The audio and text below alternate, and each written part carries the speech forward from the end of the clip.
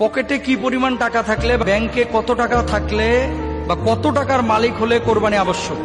মানে সামর্থ্য থাকা সত্ত্বেও কেউ যদি কোরবানি না দেয়, এখন এটার সামর্থ্য, কোন সামর্থ্যের কথা বলা হয়েছে হাদিসের মধ্যে, এখানে আপনাকে বুঝতে হবে। মূলনীতি মাথায় রাখবেন, জাকাত ফরজ যাদের উপরে, কোরবানি ওয়াজিব তাদের উপরে। তবে জাকাতের নেশাবটা 1 বছর থাকা জরুরি। কোরবানির নেশাব 1 বছর না, মাত্র 3 দিন থাকা জরুরি। এটা আপনাদেরও জানা দরকার। কয়দিন থাকা জরুরি? 3 দিন। কোন 3 দিন? জিলহজ্জের 10 তারিখ, 11 তারিখ এবং 12 তারিখ।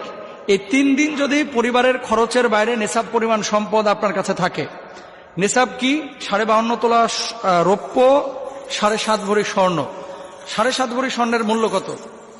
7.5 ভরি স্বর্ণের মূল্য এখন প্রায় 7 লক্ষ টাকার মতো। আর রৌপ্যের মূল্য কত? রৌপ্যের মূল্য 52.5 তোলা রৌপ্যের মূল্য 60 থেকে 80 হাজার টাকা। তো ইসলামিক স্কলাররা রৌপ্যের মূল্যটাকে স্ট্যান্ডার্ড ধরতে বলেন। কেন? তাহলে আমলটা সমৃদ্ধ হবে। জাকাতের ক্ষেত্রে রৌপ্যের মূল্যটাকে গ্রহণ করতে বলেন। কেন? যাতে করে গরিব লাভবান হয়।